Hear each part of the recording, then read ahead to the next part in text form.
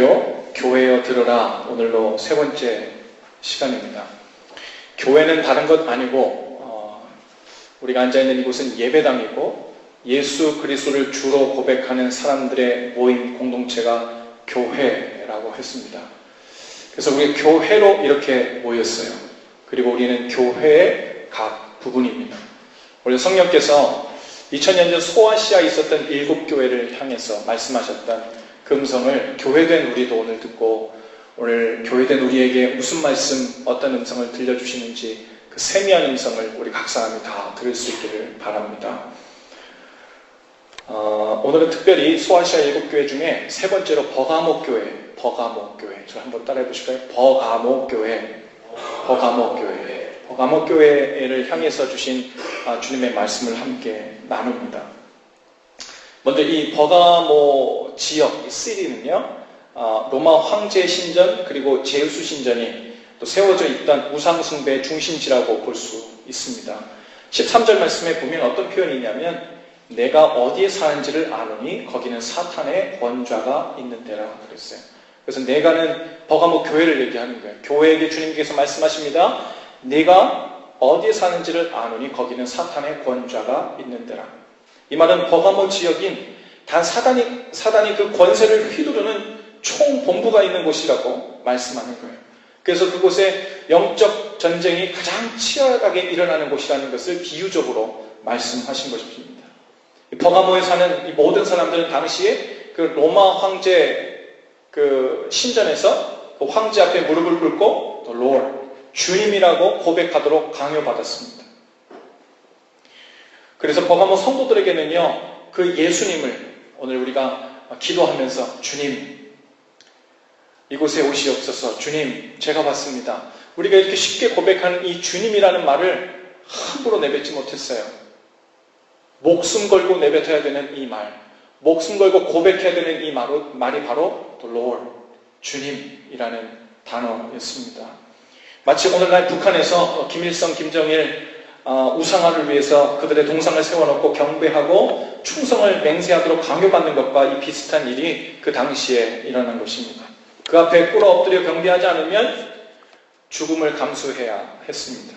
이 버가모 교회 성도들은 눈에 보이진 않았지만 그들이 이 일에 있어서 사탄과 영적 전쟁을 벌이고 있는 것이라는 것을 그들이 직감했습니다. 그래서 순교할 것을 각오하고 담대히 신앙을 지켰어요. 그래서 13절에서 주님께서 이 버가모 교회 성도들에게 칭찬하시면서 이렇게 말씀하십니다. 메시지 버전으로 한번 읽어드릴게요.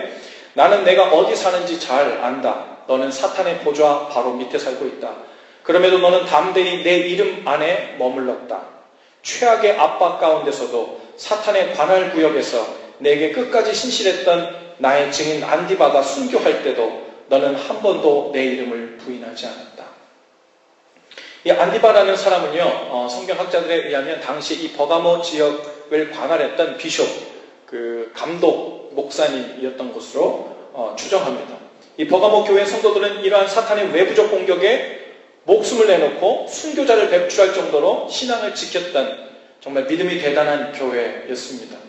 이만하면 주님께서 버가모 교회 성도들의 이러한 대단한 믿음을 칭찬해 주시고 그것과 비하면 인간적으로 좀 행하게 되는 작은 실수나 혹은 부족함들은 웬만하면 눈 감아 주셔도 되겠다 싶을 정도로 엄청난 큰 헌신과 믿음의 충성을 드렸다고 볼 수 있지요. 그런데 주님의 생각은 달랐습니다. 주님은 절대로 그냥 얼버무려 지나가는 일이 없으셨어요. 이 교회뿐 아니라 소아시아의 다른 6교회들 가운데서도 하나하나 세미한 것 하나하나 그것을 다 밝히 드러내서 말씀해 주시는 분이 바로 예수님이셨습니다. 14절에서 주님은 칭찬 후에 그런데 라는 접속어를 통해서 책망거리를 말씀하고 계세요. 그런데 왜 너는 그 발람의 무리를 받아주느냐? 이 발람이 맞서야 할 원수였다는 것을, 그가 발락을 부추겨 사악한 잔치를 열고 이스라엘의 거룩한 순례길을 방해했던 자인 것을 기억하지 못하느냐? 왜 그 똑같은 짓을 하고 있는 니골라 당을 참아주고 있느냐? 오늘 그 얘기를 하고 계십니다. 먼저 이 말씀을 오해 없이 이해하시려면 몇 가지 좀 헷갈리는 단어들을 우리가 좀 이해해야 되는데 등장인물이 발람도 나오고요. 발락도 나오고요. 니골라 당 발람이라는 단어들을 우리가 미리 좀 알 필요가 있어요. 이 발람은 이 민수기에 나오는 이방인 거짓 선지자였습니다. 이 당시 이스라엘 군대를 쳐부수기 원했던 모압 왕, 이름이 비슷한데 발락. 그 당시에 모압 족속의 왕은 발락이었는데 그 발락이 이스라엘 군대가 승승장구하면서 모든 족속을 다 쳐부수고 가나안 땅을 막 정복하기 시작하니까요. 그 다음이 자기 차례인 줄 알고 불안해지기 시작한 거예요. 이건 그냥 수의 싸움이 아니다. 머릿수의 싸움이 아니고 이게 전술 전략의 싸움이 아니라 이것은 그들을 지켜주고 대신 싸워주고 있는 여호와 신이라는 것을 사로잡지 않으면, 꼼짝 못하게 않으면 이거는 진싸움이다라는 것을 히스토리를 봐서 벌써 직감한 거예요. 그래서 이 모압 왕 발락이 누굴 찾아가면요, 당시에 가장 신통력 있기로 소문났던 발람이라는 이방인 무당이에요.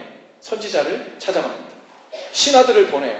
그리고 뭘 부탁하냐면, 이제 곧 이 모압의 군대와 이스라엘 족속이 전쟁을 벌이게 될 텐데, 그 전에 당신 신통력이 대단하니까 내가 원하는 것은 무엇이든 줄 테니 한 번만 와서 그 이스라엘 진영이 내려다 보이는 그 산 위에 올라가서 그쪽을 향해서 저주하는 기도를 한번 해달라는 거예요. 그러면 자기네들이 이길 거라는 거예요. 가장 신통력 있었던 바로 그 발람, 그 이방인 선지자에게 그 부탁을 한 거예요. 그래서 신하들에게요, 선물들을 바리바리 싸가지고 여러 차례 보냅니다. 그런데 신기한 것은 성경이에요. 하나님의 선지자도 아니고 바로 이방인 선지자, 하나님을 모르는 선지자의 꿈에 하나님께서 나타나십니다. 그리고 그 발람에게 모압 족속의 부탁, 그 발락의 부탁을 듣지 말라고, 따라가지 말라고 합니다. 그게 너무 신기하고 무서워가지고 처음에는 이 발람이 난 못 가겠다고, 돈 아무리 갖다 줘도 난 못 가겠다고 거절합니다. 그런데 이 모압 왕이 포기하지 않고 신하들을 계속 보내요. 이번에는 더 큰 재물을, 더 큰 선물을 가지고 갑니다. 심지어 뭐라고 얘기했냐면요, 내가 재물을 얼마나 줄까? 뭐가 필요해? 너의 집 안뜰에 있는 이 마당, 너의 집과 그 마당 전체 황금으로 가득 채워줄게. 그러니까 선물은, 재물은 걱정하지 말고 한 번만 와서 이스라엘 진영의 군대를 향해서 저주하는 기도를 한 번 해달라는 거예요. 결국은 그 발람이 돈에 눈이 어두워서 하나님께서 가지 말란 말을 거역하고 그 신하들을 따라 났습니다. 우리가 기억하는 얘기 중에 그런 에피소드가 있어요. 중간에 발람이 탔던 나귀가 안 가고 막 있으니까 이 나귀가 왜 움직이지 않냐고 나귀를 막 못 살게 구니까 나중에 나귀가 입을 열었다 그랬어요. 하나님께서 나귀의 입을 열어서 당신 이 앞에 칼을 들고 서 있는 이 천사가 보이지 않냐고, 그러면서 나귀가 못 가게도 하죠. 근데 결국에는 하나님께서 그 길을 터주세요. 그리고서는 가라 하십니다. 실제로 그 발람이 이스라엘 진영이 내려다 보이는 산 위에 올라가서 이제 이스라엘 군대를 향해서 저주를 하려고 이제 머릿속에 저주할 생각들을 다 했겠죠. 무슨 얘기를 할지? 전쟁에서 지게 하시고, 칼마다, 내리치는 칼마다 다 빗맞게 하시고, 그런 얘기 했을지도 모르겠어요. 머릿속에 생각하고 저주를 하려고 이제 막 쏟아붓는데 순간 이상한 일이 발생합니다. 하나님께서 발람 선지자의 혀를 움직이셔서요, 저주하려고 했던 말이 다 축복이 되게 만드시는 거예요. 오히려 저주하러 왔다가 이스라엘 진영을 향해서 막 축복하는 기도를 하고 있는 거예요. 자기도 모르게 혀가, 이런 걸 방언이라고 그러죠, 그죠? 자기도 모르게 방언이 막 나오는 거예요. 그러면서 축복하는 기도를 막 하게 된 거예요. 그 모습을 뒤에서 쳐다보고 있던 이 발락, 모압 왕이 화가 엄청나게 났겠죠. 어떻게 데리고, 어떤 재물을 주고 저주하라고 데리고 왔더니 이스라엘 진영에서 축복의 말을 하고 있는 거예요. 이 발락도 너무 놀랐습니다. 이게 도대체 어찌된 일인지 자기도 너무 신기한 거예요. 그런데 그냥 그 길로 돌아가지 않고요, 이 발람 이방인 선지자가, 무당이죠. 이 무당이 모압의 왕 발락을 데리고 텐트 안으로 들어갑니다. 단 둘이만 들어가서 무슨 말인가를 쏙닥해요. 그때 이 발람의 사악한 계책이 나오는데요, 무슨 계책을 내냐면, 이 여호와 하나님은 도대체 우리가 할 수 있는 모든 방법으로는 안 되니까 하나님을 그 여호와 신을 움직이는 건 안 되니까 이 백성들로 하여금 여호와 신이 제일 싫어하는 죄를 짓게 만들어서 그들의 하나님이 그들의 백성을 멸하도록 만들라는 거예요. 그런 계책을. 그것이 무엇이었냐면 그 진영 가운데서 모압 족속에서 잔치를 벌입니다. 그리고 그 경계선에 있었던 이스라엘 진영의 남자들을 아름다운 여인들을 보내서 꿰냅니다. 그리고 밖에서 간음을 행하게 하고요. 그리고 우상의 제물을 먹게 해요. 안타깝게도 이 모든 계책에 이제 이스라엘 군인들이 다 넘어가게 돼요.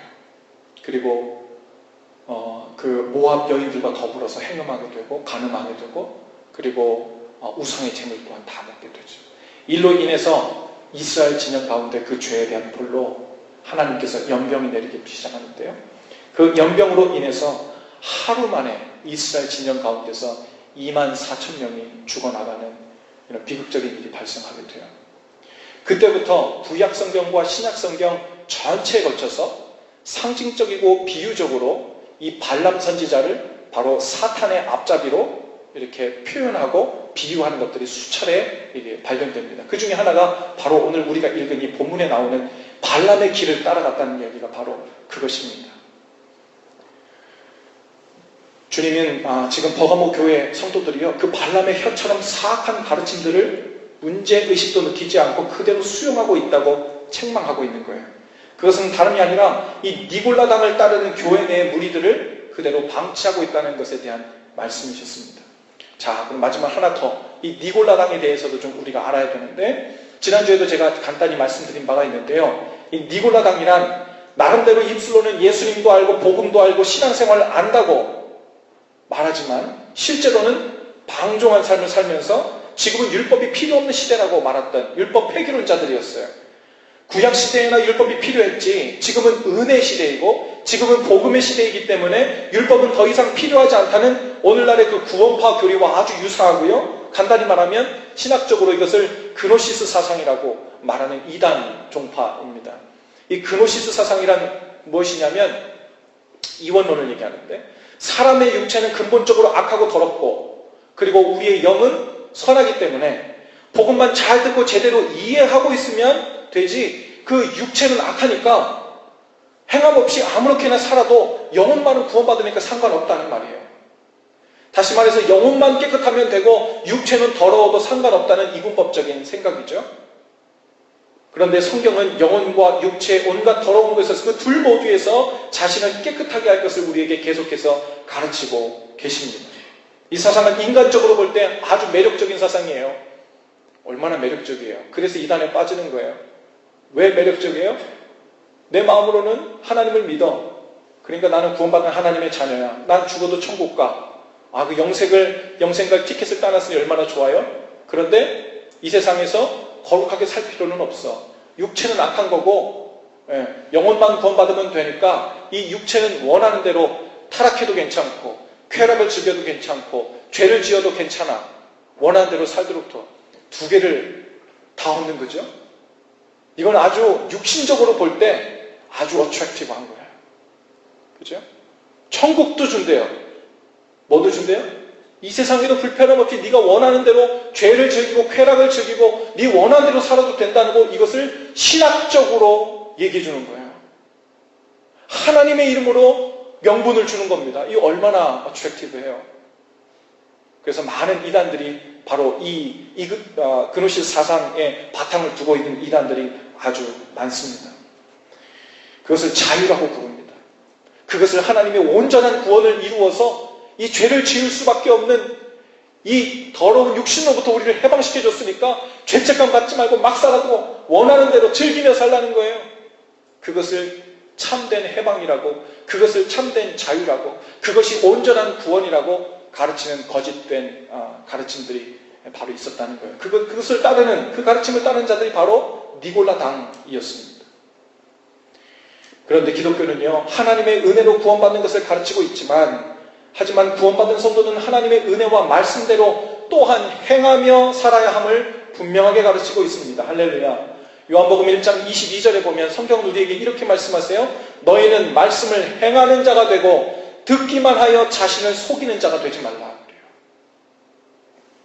버가모 교회 성도들 중에 일부가 바로 이러한 니골라당의 가르침을 따르고 있었던 거예요.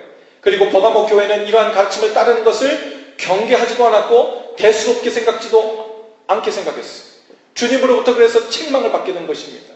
그 일이 겉으로는 대수롭지 않게 보일 수 있지만 실상은 하마터면 이스라엘 백성 전체를 멸망하게 할 뻔했던 그 발람의 교묘한 계책과 같은 것이고 영적인 사탄의 공격이라는 것을 깨달아 알아야 된다고 오늘 주님께서 말씀하고 계시는 거예요. 오늘날 우리를 공격하는 이 마귀의 무기는요, 마치 재래식 무기처럼, 즉 직접적으로 무식하게 핍박을 하는 것보다는 더 많은 경우에 이제는 전략을 바꾸어서 세상에 있는 것들을 가지고 믿는 자들을 유혹하는 방법으로 우리를 공격해 들어옵니다. 외부적으로 강하게 핍박하는 것이 아니라 지속적으로 안으로 파고 들어오면서 세상에 있는 것들을 하나님보다 더 좋아하게 만들고, 세상에 있는 것들을 하나님보다 더 오래 생각하게 만들고, 세상에 있는 것들을 하나님보다 더 간절히 원하게 만듭니다. 또한 세상적인 풍요로운 삶이야말로 하나님께서 하나님의 자녀들에게 주시는 복 중에 복이라고 속여서 마치 그 발람의 거짓 입술처럼 하나님을 명분으로는 삼았지만 결국은 세상이 주는 복과 쾌락을 추구하도록 만들어서 멸망시키려는 이 마귀의 계책인 것입니다. 버가모 교회는 외부적으로 심하게 핍박을 당했을 때는 순교를 각오하면서 믿음을 지켰고 외부적인 핍박과 환난도 믿음으로 잘 이겨냈습니다. 그런데 정작 내부적으로 공격해 들어오는 이 사탄의 영적인 공격에는 무지했고 무방비 상태로 당하고 있었던 거예요. 그래서 신앙생활을 한다고 하면서도 실상은 세상을 사랑했고 어떻게 하면 세상에서 더욱 즐길까를 궁리하며 살았고 자신들이 하고 싶은 대로 정욕적인 삶을 살면서도 문제의식을 크게 느끼지 않은 거예요. 왜요? 자기네들은 목숨을 내걸고 순교적인 신앙을 가졌던 그런 대단한 믿음을 가졌기 때문에 우리의 삶 가운데 좀 타협하면서 세상을 좀 즐기면서 하나님께서 주신 이 세상 것들을 좀 누리면서 사는 것이 크게 문제되지 않는다고 경계심을 완전히 다 없애버린 거예요. 그 가운데 실제적으로 더 강하게 들어오는 내부적으로 파고드는 사단의 영적 공격을 눈치채지 못했다는 것입니다. 겉으로는 순교의 신앙을 가지고 있었지만 속에는 이미 마귀가 뱀처럼 꽈리를 틀고 앉아있는 형국이었습니다. 우리들 또한 이미 너무나도 치열한 내부적인 영적 유혹에 다 노출되어 있습니다. 이미 영적 전쟁 가운데 살고 있는 거예요. 하나님을 사랑하고 주님의 교회를 세우고 하나님 나라를 확장한다는 입술의 고백과 명분은 있는데 실상은 그것이 내 삶 전체를 다 드릴 이유와 목적은 되지 못하고 적당히 세상의 것들을 사랑하고 타협하며 사는 것, 여러분 그것은 융통성 있는 크리스천이 아니라 우리도 모르는 사이 영적 간음과 우상의 재물을 먹는 길로 가는 길임을 우리가 깨달아야 할 줄로 믿습니다. 그것은요 최신식화된 그리고 아주 세련된 말로 우리를 속이고 우리를 유혹하는 바로 현대판 발람의 속임입니다. 누가복음 16장 13절에서 주님이 이렇게 말씀하십니다. 집 하인이 두 주인을 섬길 수 없나니 혹 이를 미워하고 저를 사랑하거나 혹 이를 중히 여기고 저를 경히 여길 것임이니라. 너희는 하나님과 재물을 겸하여 섬길 수 없느니라. 너는 하나님도 가지고 재물도 가질 수 없다 이런 얘기가 아니에요. 사람들이 이 얘기를 들으면 자꾸 부담스러워해요. 나는 가난해야 되니까 그런 이야기가 아니에요. 섬긴다는 말을 하는 것은 높이 존귀히 여긴다는 말이에요. 주인으로 삼는다는 거예요. 그것에 휘둘리며 산다는 말이에요. 여러분들은 주님의 말씀에, 주님의 사명에, 또한 주님의 명령에 휘둘리며 사는 사람들입니까? 아니면 재물이 가라는 대로 가고 움직이라는 대로 움직이고 휘두르는 대로 움직이는 사람들입니까? 내가 재물에게 주인이라고 부른 적은 없다 그렇지만 우리의 삶으로 이미 종 노릇을 하고 있는 거예요. 주님께서 분명히 말씀하시는 거예요. 너희가 하나님과 재물을 겸하여 섬길 수 없다. 여러분 가짜 휘발유를 만들 때 제일 많이 들어가는 게 뭔 줄 아세요? 진짜 그럴듯한 가짜 휘발유를 만들려면 진짜 휘발유를 제일 많이 넣어야죠. 그리고 진짜 그럴듯한 진짜 같은 가짜 식용유를 만들려면 진짜 식용유를 많이 넣으면 돼요. 여러분 마찬가지예요. 세상이 주는 쾌락과 돈을 쫓아 살고 있으면서도 문제가 있을 때, 마음이 힘들 때, 죄책감에 밀려올 때만 하나님을 찾는 사람은 엄밀히 말해서 그리스도인이 아닙니다. 그리스도인이란 예수 그리스도를 삶의 이유요, 동기요, 목적이요, 만족으로, 그리고 삶의 전부로 믿고 따르며 사는 사람이 그리스도인입니다. 오늘 여러분은 정말 마음속 중심으로부터 그리스도인입니까? 아니면 무늬만 그리스도인이라는 말로 마음의 위안을 삼은 채로 발람의 가르침을 따라 세상을 사랑하고 주인으로 모시고 있는 사람입니까? 실제로는 지금 우리가 얼마나 치열한 내적, 영적 전쟁 중에 있는 것인지를 우리가 분명히 알아야 돼요. 사탄의 권좌가 버가모 지역에만 있는 것이 아니고 사탄의 권좌가 북한에만 있는 것이 아니라 이미 우리 삶 속에 깊숙한 곳에 뱀처럼 꽈리를 틀고 있다는 것을 깨닫고 근신하고 깨어야 합니다. 술에 물 탄 듯, 물에 술 탄 듯 얼버무리는 신앙생활이 혹 우리 가운데 있었다면 청산해야 될 때입니다. 데이빗 왓슨이 쓴 제자도라는 책이 있습니다. 신앙생활을 시작하게 된 후에 예수님의 제자로 산다는 것이 무엇인가를 구체적으로 단계별로 설명해 놓은 책인데 8장에 보면 영적 전쟁 편이 나오는데요. 그 영적 전쟁 편에 우리를 향해서 아주 유익한 구절이 나와요. 제가 한번 읽어드리려고 적어왔는데요. 오늘날 많은 사람들이 인격적인 마귀의 존재를 믿으려 하지 않는다. C.S. 루이스는 이러한 위험에 대해서 우리에게 경고한다. 우리 인류가 마귀에 대하여 오류에 빠지기 쉬운 두 가지가 있다. 하나는 마귀의 존재를 믿지 않는 것이야. 또 하나는 마귀를 너무 과신하며 너무 과도하고 비건전하게 마귀에 대하여 관심을 갖고 있는 것이다. 마귀는 사람들의 이 두 가지 오류에 대하여 기뻐하고 있다. 마귀의 존재를 믿는 그리스도인들 사이에서도 영적 전쟁의 실제와 대적들의 전략의 속성에 대하여 전혀 모르고 있는 경우가 허다하다. 오늘날의 대부분의 교회들은 눈가리개를 착용한 병사들을 가지고 전쟁에 임하고 있다. 그들은 자기들 주위에 진을 치고 있는 적을 보지 못하고 있다. 그래서 그들은 보이지 않는 적에 의하여 공격을 받고 놀라서는 자기들끼리 총칼을 겨누고 싸우고 있는 것이다. 이것이 현재 교회 안에 그렇게 심각한 증오와 오해와 적의들이 만연하게 된 이유이다. 우리는 영적 공격을 받고 있으면서도 그것의 본질과 속성을 보지 못하고 있다. 그래서 우리는 좌절한 나머지 보다 눈에 띄는 목표를 향하여 서로 공격하고 있는 것이다. 우리는 지금 사탄의 권좌를 떠나 안락하고 안전하고 또 편안한 에덴 동산을 살고 있는 게 아니지요. 가정과 학교, 일터, 심지어 교회 안에도 발람의 계략은 넘쳐나고 있고 얼마나 치열한 영적인 싸움이 계속되고 있는지 우리 알아야 합니다. 더욱 근신하고 깨어 있어야 합니다. 우리가 컴퓨터를 열고 인터넷을 연결할 때마다 도처에서 영적 음란과 간음을 부추기는 싸움이 시작된다는 것을 분명히 인지하고 있어야 돼요. 하나님보다 더 사랑하고 원하는 것이 생겨날 때마다 그것이 바로 우상의 재물을 먹는 일이고 영적인 간음임을 또한 깨달아야 합니다. 부부 간에 그리고 부모와 자식 간에 심지어 성도들 간의 관계에 있어서도 오직 성격이나 실수 혹은 서로의 죄만을 지적하고 탓하면서 그 배후에 있는 마귀와의 영적 전쟁은 고려하지도 않고 오직 눈에 보이는 사람들과만 대적하며 싸우고 있는 일을 멈추어야 합니다. 주일 예배 오를 때에도 우리 가운데 영적 싸움이 토요일부터 혹은 주일 아침에도 우리 가운데 얼마나 많습니까? 그렇죠? 특별히 우리 일부 예배에서도 말씀을 전하면서 아마 학생들 가운데 요즘 또 시험 기간이라 유혹이 더 많을 것 같아요. 토요일 저녁이 되면 1부 라이브 해주세요. 2부 예배 라이브 해주세요 하고 문자가 보내놨는데 내가 이렇게 그냥 가도 예배들이 와도 되나? 시험 공부를 덜 한 것에 대한 불안감.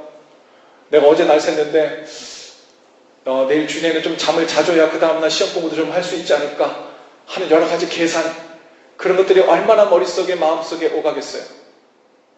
그런데 그것이 단순히 사람의 문제가 아니라 단순히 일상적인 일이 돌아가고 있는 문제가 아니라 우리 하나님과 연관된 영적인 문제임을 우리가 인지하지 못하면요, 그냥 영이신 하나님을 믿는다고 하면서도 영이신 마귀의 공격에 관해서는 전혀 모르고 손 놓고 당하고 손 놓고 짜증내고 손 놓고 좌절하고 이유도 모르고 절망하는 일들이 우리 삶 가운데 반복적으로 다람쥐 쳇바퀴 돌듯이 제자리 걸음의 신앙생활이 계속되게 되는 이유 중에 하나입니다. 베드로전서 5장 8절 9절에 보니까 우리가 얼마나 심각한 지경에 있는지요. 성경은 우리에게 근신하라, 깨어라, 너희 대적 마귀가 우는 사자같이 두루다니며 삼킬 자를 찾나니 너희는 믿음을 굳건하게 하여 그를 대적하라 말씀하고 있어요. 굶주린 사자가 삼킬 자를 찾는 것처럼 마귀가 우리 삶 깊은 곳에 들어와서 우리로 하여금 행음하게 하고 우상의 제물을 먹게 하고, 여기서 말하는 우상의 제물은 단순히 제사 지내는 음식 혹은 다른 신에게 제사 드리는 음식 이런 것만을 이야기하는 것이 아니라 우상이라는 것은 하나님보다 더 높여지는 것이 다 우상입니다. 세상에서 우리가 하나님보다 더 원하는 것, 더 사랑하는 것, 더 관심 가는 것이 혹 있습니까? 나에게 주신 사명보다, 나에게 주신 하나님께서 주신 일들보다, 그 마음보다 더 진지하고 더 우선순위로 생각되는 것이 있다면 여러분 그것이 우상이에요. 그리고 그 일에 합류하는 것이 우상 잼을 먹는 일입니다. 발람과 니골라당의 길을 따르고 있는 버가모 교회 성도들에게 주님은 이렇게 경고하세요. 16절 17절 메시지 버전으로 한번 읽어드릴게요. 이제 그만, 더 이상 그들을 용납하지 마라. 내가 곧 내게 갈 것이다. 나는 그들이 너무도 싫다. 내 말씀에 날선 칼로 그들을 갈기갈기 찢을 것이다. 너의 귀는 지금 깨어있느냐? 귀 기울여 들어라. 바람 불어오는 그 말씀에, 교회들 가운데 불어오는 그 성령에 귀를 기울여라. 오늘 성령께서 예배 가운데 바람처럼 우리가 신령 가운데 들어야 될 주님의 음성, 알아야 될 주님의 마음을 들려주시고 또 깨닫게 하시는 줄로 믿습니다. 바람처럼 우리에게 임한다는 말은 우리 머릿결이 이렇게 날리도록 미풍으로 오신다는 말이 아니라 어떤 에너지나 기운처럼 휙하고 성령께서 온다는 그런 말이 아니라, 바람은 눈엔 안 보이는데 분명히 있는 것이 의식되는 거예요. 그런 것처럼 눈에는 보이지 않지만 성령께서 내 마음에, 내 머릿속에 의식적으로 깨닫게 하고, 그거구나, 지금 성령께서 나에게 이것을 지적하여 말씀하고 있구나 하고 알게 되는 것, 그것이 성령께서 바람처럼 우리에게 말씀하신다는 말의 의미입니다. 우리가 그 발람의 교훈과 니골라당의 가르침을 따르는 것과 같은 미혹된 삶에서 벗어나지 않으면 말씀의 칼을 보내어 우리의 삶을 수술하시겠다는 말씀이세요. 오늘 성령께서 주시는, 바람처럼 들려주시는 주님의 음성에 우리 각 사람이 다 귀를 기울일 수 있기를 바랍니다. 마지막으로 주님은 이 선한 싸움을 끝까지 잘 싸우고 이기는 자에게 두 가지 선물을 약속해 주셨어요. 17절에 이기는 그에게는 내가 감추었던 만나를 주고 또 흰돌을 주겠다라고 말씀하셨어요. 먼저 이 감추었던 만나라는 것은 우상의 재물을 먹듯이 세상의 쾌락과 즐거움을 쫓아가는 사람들 대신에, 만나라는 것은 이스라엘 백성의 광야 생활에서 오직 아무것도 없는, 뭐 의지할래 의지할 것이 없는 거예요. 이 세상에 우린 밖에만 나가면 의지할 것이 참 많죠. 의지하라고 유혹하는 것이 참 많죠. 그런데 광야 생활을 하고 있는 이스라엘 백성들에게는요, 사방을 둘러봐도, 하늘을 쳐다봐도 의지할 만한 것이 하나도 없어요. 추위를 피할 것도 없어요. 그 태양빛 뜨거운 것을 피할 것도 없어요. 아무것도 없는 그곳에서 오직 하나님만 바라보고 하나님만 의지했을 때, 하나님께서 그 조상들도 그 당대에도 한 번도 먹어보지 못했던, 경험하지 못했던 하늘에서 내리는 신령한 음식이었던 만나, 그 감추었던 만나, 그것을, 그 신령한 음식을 우리에게도 허락해 주신다는 말씀이에요. 할렐루야. 신령한 만나라는 것은 하나님만 주실 수 있는 영적인 음식입니다. 여러분 어떤 음식 좋아하세요? 오늘 1부 예배 끝나고 식사를 하다 보니까 여기 댐스터길에 있는 저주식당 염소탕이 맛있다고 하더라고요. 그래서 저는 한마디 더 했습니다. 그것도 맛있지만 추어탕도 맛있어요. 여러분 어떤 음식들 찾아다니세요? 여러분 영이신 하나님의 형상을 닮은 영적인 자녀들은 적어도 신령한 영적인 음식을 갈구해야 합니다. 그것을 먹어야 참으로 살게 되는 것임을 우리가 알아야 돼요. 배는 부른데 육신의 음식은 잔뜩 먹어, 맛있는 건 잔뜩 먹어, 기름기가 흐르고 살은 찌고 배는 부른데 오늘 저녁에 딱 죽고 싶은 거예요. 왜 그래요? 영적인 음식이 배고파서 그래요. 영이신 하나님으로 채워지지 않으면, 그 신령한 음식으로 채워지지 못하면, 여러분 밥에 밥 말아 먹어도, 그냥 물에 밥을 말아 먹어도 우리 가운데 신령한 음식이 가득하면요 행복하고 즐겁고 살이 찝니다. 다니엘과 세 친구처럼. 그런데 우리 가운데 신령한 하늘로부터 내려오는 그 영적인 음식, 그것이 없으면 아무리 맛있는 걸 찾아 먹어도, 아무리 좋은 곳을 찾아다녀도 비참한 삶을 살게 되는 거예요. 또 하나 우리에게 허락하신 그 선물은 무엇이냐면 흰돌이라는 거예요. 흰돌. 이 흰돌은 당시 관습으로 봤을 때요,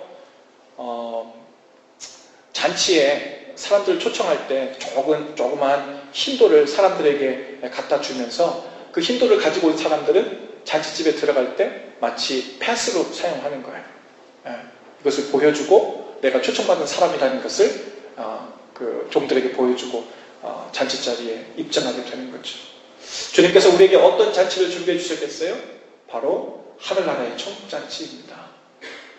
하나님께서 우리에게 끝까지 싸워 이기는 자에게 흰돌을 주시겠다는 것은 하늘나라의 그 천국잔치, 하나님의 자녀로서 영생을 누리게 되고, 아까 우리 찬양한 것처럼 그 천국에서 오직 예수님의 이름이 높여 부르고 예수님의 이름의 능력으로 가득 찬 바로 그것에 함께 참여하게 되는 은혜를 주시겠다는 거예요. 여러분, 이 마귀와의 선한 싸움에서 이기기 위해서 환난과 핍박 같은 외적인 공격도 믿음으로 잘 감당해야 하지만, 여러분 내적으로도 날마다 시도 때도 없이 일어나는 세상 유혹을 동시에 이겨내야 합니다. 그것은 우리의 힘으로 감당할 수 없는 일이에요. 여러분 많이 시도해 보셨죠? 이 마귀의 유혹을 어떻게 이겨볼까? 수단과 방법을 많이 사용해 보았을 것입니다. 100번, 200번, 1000번, 2000번 시도해본 사람도 있을 거예요. 하지만 그 고백은 다 같을 거예요. 우리 힘으로는 이 죄를 이길 수 없고, 우리의 힘으로는 이 발람의 이 계략에서 벗어날 수 없다는 것을 압니다. 그래서 우리는 오직 십자가의 능력이 우리에게 있어야 돼요. 십자가에서 우리 죄를 사해 주신 그 능력을 내 능력으로 날마다 고백하고 선포하고 받아들이는 일이 우리 삶 가운데 있지 않으면 좌절하고 낭망하고 실망하고 깊은 죄책감에서 빠져나오지 못해서 헤매이고 방황하는 일이 우리 삶 가운데 끊이지 않고 계속될 것입니다. 여러분, 예수님의 이름, 그분의 이름의 능력이 우리 삶 가운데 가득 차 있어야 돼요. 그 능력만, 오직 그 능력만 무기 삼아 우리가 이곳에서 벗어날 수 있어요. 전쟁터, 영적 전쟁터에 살면서도 평안함을 누리며 살 수 있는 것은 오직 예수님의 이름을 품고 있기 때문입니다. 여러분, 우리가 영적 전쟁 가운데 있음을 잊지 마시기 바랍니다. 아까 제자도라는 책에서 마치 이 세상은 교회에서 눈가리개를 하고 싸움에 나서는 바로 그런 성도들을 데리고 싸우고 있는 것과 같다라고 얘기했는데, 그 눈가리개는 뭐에서 나온 거냐면 말 눈가리개에서 나온 거예요. 말. 옆에를 보지 못하게 하고 앞만 보게 만드는 눈가리개예요. 여러분, 우리가 영적으로 깨어있지 못하다는 것은 무엇이냐면 옆을 보지 못하는 거예요. 앞만 보는 거예요. 내 마음을 상하게 하는 사람이 누군가. 그러면 앞에 보이는 그 사람하고만 대적인 줄 알고 싸우는 거예요. 내 앞에 내가 당장 이것 놓치면 어떻게 먹고 살까? 이 기회를 놓치면 어떻게 될까? 당장 눈앞에 보이는 거기에만 끌려서 휘둘리는 삶, 그것이 바로 눈가리개를 하고 사는 거예요. 영적인 삶을 도저히 이해하지 못하고 기대하지 못하는 것입니다. 여러분, 믿음으로 영적인 눈이 띄어져서 이 눈가리개를 다 벗고 우리 눈앞에서 어떤 일이 벌어지든, 때로는 고난일 수 있고 때로는 환난일 수 있고 때로는 핍박일 수 있고 때로는 시험이고 유혹일 수 있지만, 우리가 눈가리개를 다 벗고 하나님께서 나에게 원하시는 마음에 집중하면 때로는 고난이 축복임을 알게 되고 때로는 환난이 나에게 복임을 알게 되고, 그로 인해서 하나님께 내 시선을 고정할 수 있음을 알게 되고, 때로는 내가 무너져 유혹 가운데 있을지라도 내가 이것을 그 사람과 혹은 어떤 상황과 싸울 것이 아니라 주님께 기도하며 나가야 될 일임을 그때서야 우리가 기도로 깨닫게 되는 거예요. 여러분, 오늘 주님의 이름이 우리 가운데 가장 높아지고 주님의 능력이, 십자가의 보혈의 능력이 내 능력이 되는 역사가 있게 되기를 바랍니다. 우리 옆뒤 좌우분들에게 그렇게 한번 인사하십시다. 우리는 지금 전쟁 중입니다. 한번 그렇게 서로 인사하십시다. 우리는 지금 전쟁 중입니다. 근신하고 깨어나야 합니다. 오직 예수님을 의지해야 합니다. 할렐루야. 모두 자리에서 일어나십시다. 이 시간 우리로 하여금 예수님의 이름을, 우리는 약하지만 주님께서 강하십니다. 오히려 우리가 약할 때 주님의 강함이 드러난다고 해야 옳습니다. 오늘 약해서 이곳에 오셨어요? 슬픈 마음 가지고 오셨습니까? 절망 가운데 낙심하고 왔어요? 주님의 강함이 드러날 절묘한 타이밍입니다. 우리가 할 일은 오직 주님의 이름이 내 안에서 최고가 되고 가장 높아지고 모든 것이 되다는 것을 선포하고 구하는 거예요. 할렐루야. 믿음의 고백으로 주님 앞에 함께 드리고 좀 고백하며 나가십시다.